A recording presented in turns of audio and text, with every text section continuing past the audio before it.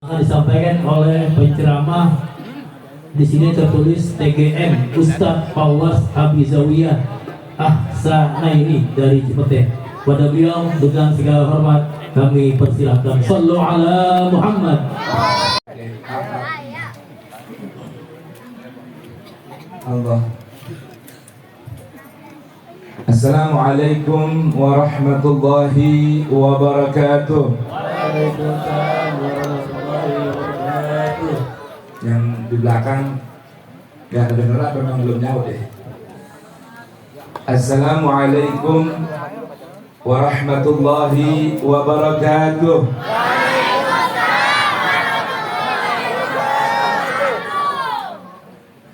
Alhamdulillah. Alhamdulillah ar-rahimir rahman. Allamal Qur'an. Khalaqal insan. Allamahul bayan. Alladhi amarana lisalamah wal sa'adah fid dunya bihifdhiz zaman wa hifdhil lisan. Wa ashhadu an la ilaha illallah wahdahu la syarika lah, syahadatan yu'ribu bihal lisan amma tadammanahu al-janan minat tasdiqi biha wal id'an. Wa ashhadu anna sayyidana Muhammadan abduhu wa rasuluh wa safiyyuhu wa khaliluh, afdalul insan, salawatullah wa salamuhu alaihi wa ala alihi at-tayyibin az-ziyan wa ashabihi wa atba'ihim ila yaumiddin bittiba'in hasan. Subhanaka la ilma lana illa ma'allamtana innaka antal alimul hakim wa la hawla wa la quwwata illa billahil aliyyil azim. Farabbi shrah li sadri amin wa yassir li amri wahlul 'uqdatan min lisani yafqahu qawli. Rabbana atina min ladunka rahmatan wa hayyi' lana min amrina rashada. Rabbana zidna ilman hab lana hukman 'allimna min ladunka ilman tawaffana musliman wa alhiqna bis salihin. Wa akhiru da'wana anil hamdulillahi rabbil alamin. Hadratul muhtaramin, para alim, para ulama, para guru, para asatidz, para sadah, para habaib, para umat dan tamu baginda Rasulullah Muhammad sallallahu alaihi wa alihi wasallam,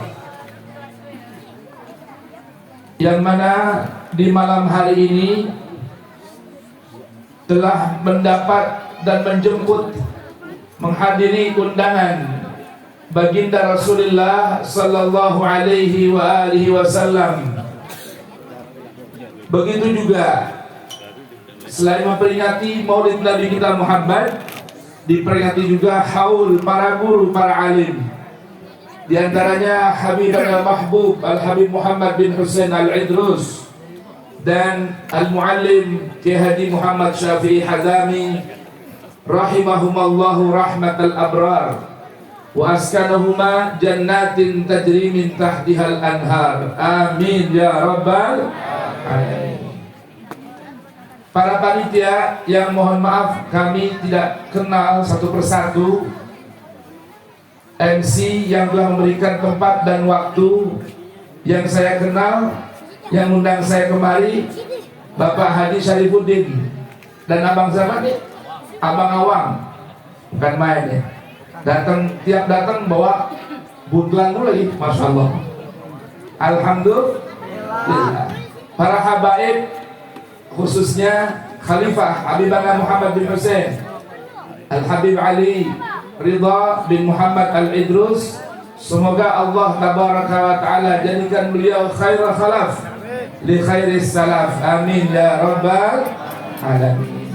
Sudah kita dengarkan tadi banyak ujangan tentang syama'il baginda Nabi Muhammad sallallahu wasallam wa baraka alaihi wa ala alihi, tentang mukjizat beliau, keistimewaan beliau. Dan inilah Maulid. Jadi peringatan Maulid diadakan untuk memperkenalkan kepada umat sosok baginda Nabi besar Muhammad sallallahu wasallam wa baraka alaihi. Sampai-sampai tadi beliau mengatakan pembacaan kitab Maulid struktural yang menggunakan bahasa Arab, jika ada terjemah, harapannya mudah-mudahan para jamaah tambah memahami dan mengambil pelajaran dari kitab Syama'il atau sirah kelahiran Nabi Muhammad sallallahu wasallam wa baraka alaihi. Setelah ini masih ada satu orang kiai, guru kita Kiai Haji Ainul Yakin, putra dari Kiai Haji Abdullah Syafi'i, yang menyampaikan tausiah. Saya mohon maaf, paling enak lesehan begindah, karena biasanya hidup depan lekar. Dari kecil di depan lekar, ngaji Quran, ngaji kitab depan lekar. Udah biasa lesehan, jadi gak ada salahnya ngisi datang waktu Kiai Haji Ainul Yakin kita ngaji. Itu mana kira-kira? Setuju gak?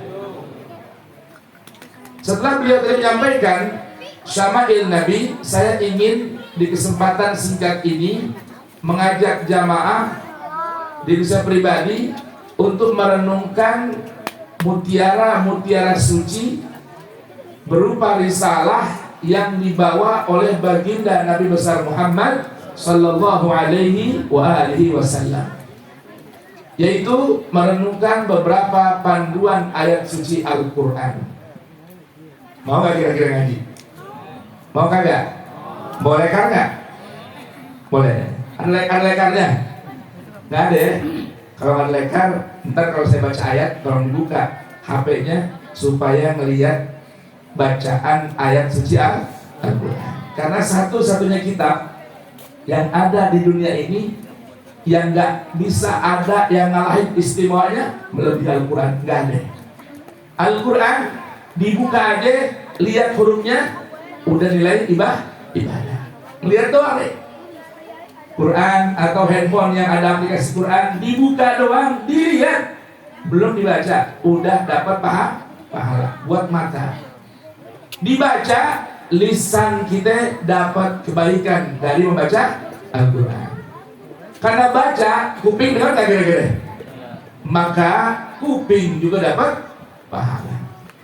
Itu HP, itu mushaf, kalau kita pegang pakai tangan, pegel nggak? Pegel. Maka ada pahalanya memegang HP saat kita membuka aplikasi Al-Quran. Coba. Ya, buku lain, kitab lain, kagak ada. Ini hanya khusus untuk Al-Quran. Maka yang perlu kita ingat, sebagaimana gambaran Al-Imam Al-Busiri dalam syairnya, Bushra lana ma'syaral islami inna lana minal inayati ruknan ghaira munhadim. Da'a da'il inayati Allahumma shalli ala Bushra lana ma'syaral islami inna lana minal inayati ruknan ghaira munhadim. Da'a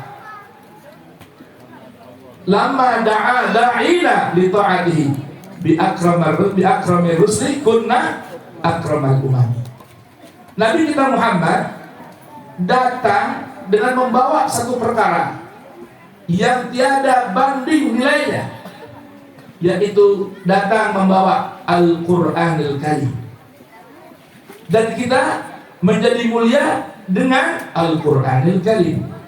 Manusia yang Allah gambarkan dahulu sebelum datang Al-Quran dalam kondisi yang begitu jahiliyah moralnya, jahiliyah pemikirannya, jahiliyah adat istiadatnya, datang Al-Quran dibawa oleh Nabi kita Muhammad sallallahu alaihi wasallam, maka Allah berikan sebuah sematan, kuntum khaira ummatin ukhrijat linnas. Oleh karenanya, di setiap majlis jangan pernah lupa. Bahkan Nabi kita Muhammad sallallahu wasallam wa baraka alaih, sepulang dari Hajjatul Balagh atau kita kenal dengan sebutan Hajjatul Wada, mampir di sebuah rest area yang dikenal dengan Al-Ghadir Al-Khum. Rest area berkumpul dengan para jamaah haji, para sahabat-sahabat Nabi yang jumlahnya sangat banyak, disebut ribuan jumlahnya, menyampaikan sebuah pidato yang maha dahsyat. Tentang apa? Tentang pesan penting, karena beliau tidak lama lagi akan kembali ke hadirat Allah Subhanahu wa ta'ala. Terekam dalam riwayat hadis yang sahih, bahkan disebutkan sanad hadis ini mutawatir.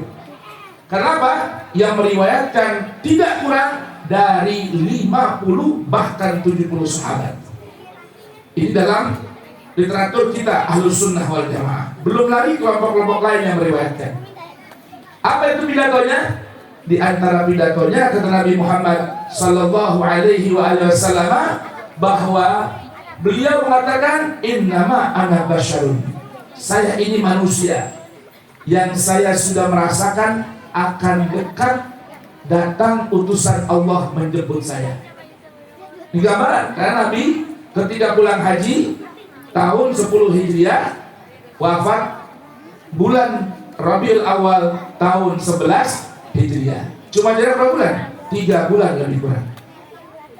Lalu Nabi kita Muhammad sallallahu wasallam wa baraka alaih menyampaikan sebuah pesan, wa inni tarikun fikum mustaqalaini ma in tamassaktum bihima lan tadillu ba'di abada.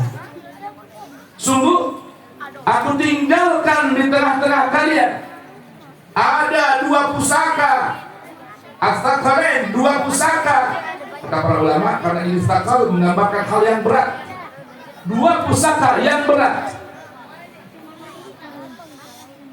Astaqalain, yang satu adalah kitabullah, Al-Quran. 2 pusaka yang Nabi ingatkan, kalau kita pegang erat 2 pusaka ini, Nabi janji kita tidak akan tersesat jalan selama-lamanya. Yang pertama apa? Al-Quran. Ini pertama nih, urutannya kudu pas. Al-Quran ini pusaka yang Nabi tinggalkan. Sedangkan dalam Al-Quran surah Fatir, Allah tabaraka wa ta'ala telah memberikan sebuah gambaran umum terhadap orang-orang yang diberikan warisan pusaka, namun ada 3 macam. Ada orang diberikan pusaka warisan, menyikapinya 3 macam. Yang pertama, menjaga pusaka dan warisan tersebut. Ibaratnya nih, orang Betawi biasanya ditinggalin tanah atau kontrakan atau kos-kosan orang tua, begitu ya. Betawi, ya kan? Ada anak 3 macam. Ada yang bisa jaga itu warisan sekian tahun, ditinggalin 1 meter, 5-10 tahun tambah luas jadi 2.000-3.000 meter. Coba. Ada yang jaganya cuman bisa jagain doang, nambah kagak. Segitu-gitu aja, ditinggalin 20 pintu, nggak dijual sih, cuman penghasilan dari itu aja, nggak nambah-nambah. Tuh, yang kedua tuh. Yang ketiga, ditinggalin 100 pintu, 5-10 tahun tinggal 5 pintu. Bahkan dia juga ngontrak di situ. Tuh, ada gitu? Ada nggak? Belum lama saya lagi main di daerah Hayamuruk, harmoni, ketemu juru parkir, sekian ruko, dia yang jagain. Bang, tinggal di mana bang? Aneh tinggal di Pengasinan, Sunan Kudus. Jauh nggak? Depok sono. Asli sono bang? Kagak. Asli saya sini. Engkong saya di sini. Ini ruko. Ada 10 ruko. Tanah engkong saya. Dulu. Di hadapan dua pusaka ini, umat Nabi ada 3 macam. Yang pertama, sabiqun bil khairat. Sabiqun bil khairat. Yang bisa jaga pusaka dari Nabi yang bernama Al-Quran. Summa awrathnal kitab alladhina astafainahu min ibadina. Ada faminhum zalimun li nafsihi wa minhum muqtasid, yang paling hebat wa minhum sabiqan bil khairati biiznillah. Jaga nih Al-Quran. Al-Quran dalam hadis lain Nabi jelaskan kedudukannya itu hablullahi mamdud minas sama'i ilal ardh. Al-Quran itu talinya Allah yang Allah bentangkan dari langit ke bumi. Yang satu ujung di tangan Allah, yang satu lagi di bumi. Yang mau pegang itu tali Allah, selamat hidupnya, insya Allah. Apa pertama? Al-Quran. Nah sekarang tanya kita, umat Nabi Muhammad di hadapan Al-Quran, apa yang sudah kita buat? Apa masih ada orang ngaku pengikut Nabi, cinta sama Nabi, di mana-mana nggak absen maulid Nabi, sekalipun nggak ada kebuli? Kan gitu ya. Ada orang datang maulid, apa? Kebulinya nih, al-barakah kebulinya top banget nih. Jangan sampai nggak hadir. Ada gitu? Ada. Namun setelah bubar dari maulid, itu yang perlu tanya, bawa apa dari sini kira-kira? Kalau ngaku umat Nabi, cirinya jaga pusaka Nabi yang bernama Al-Quran. Al-Quran untuk dibaca. Al-Quran bukan sekedar untuk dibaca, tapi Al-Quran juga panduan hidup manusia. Ini yang miris, yang sedih, banyak umat Nabi usia udah 40 tahun, 50 tahun, baca Quran belum bisa. Innalillahi. Sibuk bacaan yang lain jago, baca apa-apa kuat berjam-jam, baca Facebook seharian, setengah hari, 3 jam, 5 jam habis buat baca Facebook. Geser lagi, betul gak? Scroll terus, baca WA, grupnya banyak, kuat berjam-jam. Baca Quran, baru 5 menit, mata udah sepet, ya gak? Kita punya bokong udah panas, segera pindah tempat lain. Innalillahi. Nah, ini. Jadi bagaimana jaga pusakanya? Dan ini yang akan ditanya oleh Allah Tabaraka wa Ta'ala. Apa yang sudah kita lakukan di hadapan Al-Quran? Maaf Pak, yang lain-lain nggak kita kuasain. Orang awam nggak nguasain buku-buku lain, kitab-kitab lain, Allah nggak tanya. Tapi kalau ada orang mengaku beriman pada Allah, beriman pada Rasul, namun jauh dari Al-Quran, itu yang bakal ditanya oleh Allah. Jelas ini? Jelas. Ini yang pertama ya, pusaka yang pertama. Pusaka yang kedua, wa itrati ahlu baiti. Ada pusaka yang kedua yang namanya itrah. Itrah dari ahlu baitu. Ahlu bait Nabi ma'ruf, yang sudah Allah sebutkan dalam Al-Quran, istri, anak, menantu. Jelas ini? Ini disebut dalam Al-Quran nih. Ahlu baitin Nabi ini istri-istri Nabi, kemudian anak putra-putri Nabi, dan juga menantu serta cucu baginda Nabi yang bernama Al-Hasan wal Husain. Lalu apa itu itrah? Itrah itu terjemah bebasnya anak keturunan. Itrah itu anak keturunan dari ahlu bait Nabi. Namun secara bahasa itrah itu, maaf ya, karena itu ya, boleh ya. Itrah itu arti bahasa batang pohon yang tegak lurus sejajar sama akar. Enggak mencong kanan, enggak mencong kiri. Itu namanya itrah. Jadi itrah itu syai'in itu cabang tapi sejajar sama akarnya. Jadi itrah ahlu baiti, anak keturunan dari ahli bait itu, ya ingat ciri itrah ini pegangannya adalah Al-Quran. Ingat ya, hadisnya begitu Nabi bilang, wa innahuma lan yaftariqa, riwayat lain wa lan yatafarraqa hatta yarida alayyal haud. Quran dan itrahku nggak akan terpisah dan nggak akan bisa dicerai-beraikan. Artinya paketnya dua, Quran dan itrah. Quran aja nggak pegang sama itrah, maka jalan masih nyasar. Jelas ini, pegangan itrah tapi nggak sejalan sama Quran. Atau ada yang mengaku itrah, merasa dirinya memiliki hubungan dengan itrah, namun hidupnya tidak sejalan dengan Al-Quran, maka bukan at-taqalain, bukan dua pusaka yang ditinggalkan untuk kita semua. Jelas tidak ini? Jadi neraca pertama adalah Al-Quran. Neraca pertama apa? Timbangannya apa? Timbangannya Al-Quran.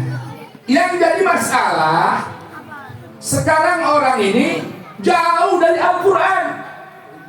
Banyak umat Nabi yang hidupnya jauh dari Al-Quran. Baca kagak bisa, atau bisa baca nggak dibaca, bisa baca nggak paham, mau paham nggak mau belajar. Hidupnya, ucapannya, perbuatannya jauh dari Al-Quran.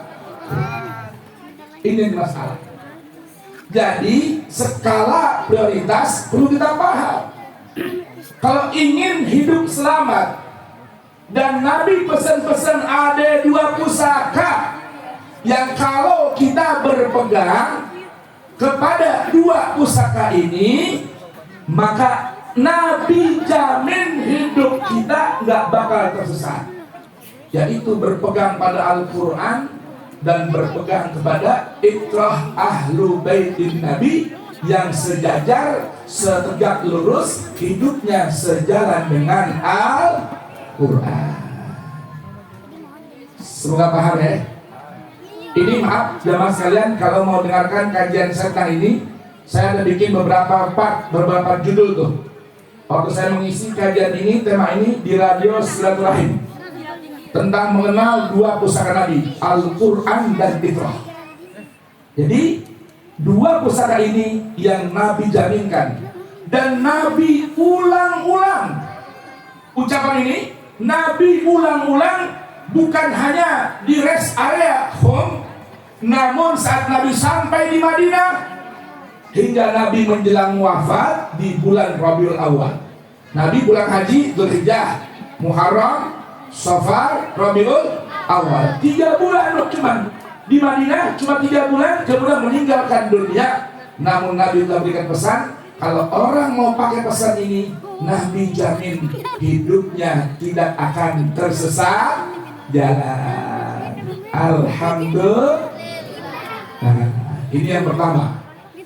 Yang kedua, dalam Al-Quran suratul Asr. Al-Quran apa ya? Suratul Asr. Pasti semua apa enggak? Apa? Allah tabaraka wa ta'ala bersumpah demi asr. Wal asri, demi asr. Diterjemahkan waktu. Asal kata asr ini dari kata kerja asara yaksur, atau asira Yasin, meres, memerah, Yusuf. Allah bersumpah demi apa yang diperah. Waktu kita korbankan, tenaga kita habiskan, harta kita belanjakan, itu semua masuk dalam sumpah wal asri. Allah Subhanahu wa ta'ala memberitahukan, bahkan membuat sebuah takkid bahwa insan, manusia dari manapun asalnya, Arab, Cina, Jawa, Sunda, Barat, hitam, semua insan, apapun sukunya, semua memiliki potensi yang sama. Innal insana lafi khusrin. Manusia itu semua pasti memiliki potensi rugi. Rugi umurnya ada, rugi hartanya iya, rugi pekerjaannya ada juga, rugi rumah tangganya ada juga.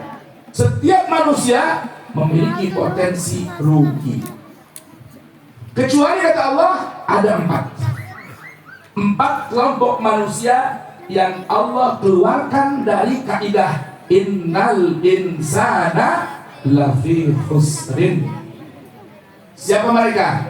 Illal ladzina amanu. Yang kedua, wa amilus shalihat. Yang ketiga, wa tawasau bil haq. Yang keempat, wa tawasau bis sabr. Hadirin hadirat rahimakumullah. Allah Subhanahu wa ta'ala memberitahukan dua perkara ini yang membuka pintu jaminan, karena yang ketiga dan keempat masuk dalam kategori yang dua dan pertama. Jaminan Allah, iman dan amal saleh yang bisa menyelamatkan seseorang dari kerugian. Dalam Al-Quran banyak ayat terulang.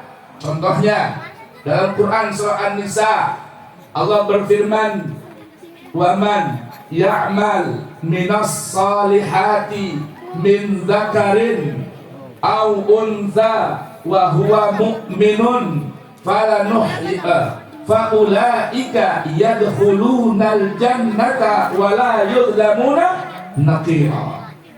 Setiap orang yang mau beramal saleh, laki maupun perempuan, laki maupun perempuan, asal mau beramal saleh, wa huwa mu'minun, berangkatnya, landasan amal solehnya adalah iman kepada Allah. Iman kepada Allah. Faulaika yadkhulunal jannah wa la yuzlamuna naqira. Semua orang yang beriman, beramal saleh, laki maupun perempuan, Allah beritahukan potensi, janji masuk dalam surga dan tidak akan dizalimi sedikit pun oleh Allah. Alhamdulillah. Quran surah An-Nahl, Allah Jalla Jalaluh beritahukan, waman man amila salihan min dzakarin aw untha falanuhyiyannahu hayatan thayyibah wa lanajziyannahum ajrahum bi ahsani ma kanu ya'malun. Orang yang mau beriman, mau beramal saleh, laki-laki maupun wa huwa mu'minun, berangkatnya karena iman kepada Allah, maka Allah berikan dua janji. Yang pertama, falanuhyiyannahu hayatan thayyibah. Allah akan berikan kehidupan yang berkualitas. Insya Allah. Mau beriman, beramal saleh, laki maupun perempuan, dari manapun asal usulnya, apapun marganya, apapun sukunya, selama berangkatnya karena iman, Allah berikan janji hidup berkualitas. Yang kedua, nanti di akhirat Allah akan berikan balasan dengan balasan yang lebih baik dari apa yang dia amalkan. Alhamdulillah. Tanya guru-guru dah. Ini ayat yang model gini banyak terulang dalam Al-Quran. Nah, saya kepengen ngasih satu resep dari Al-Quran. Dan insya Allah ini ayatnya cuma satu-satunya dalam Al-Quran. Kira-kira mau nggak? Tentang apa coba? Tahu nggak? Resep ini tentang apa? Kalau tadi beramal soleh, lelah, capek, betul nggak? Pengorbanan, betul nggak? Ini ada satu ayat Allah beritahukan, kalau kita kerjakan, kita amalkan ayat ini, Allah berjanji amal kita disolehkan oleh Allah. Jelas ini? Tadi beramal soleh, kalau ini amalnya disolehkan oleh, kira-kira pilih yang mana? Ringan mana kira-kira? Beramal soleh, apa amalnya disolehkan sama Allah? Disolehkan sama Allah. Alhamdulillah. Kata nggak? Ya ingat nggak? Oke, masya Allah. Ahlan wa sahlan. Disambut. Sallu ala Nabi Muhammad. ala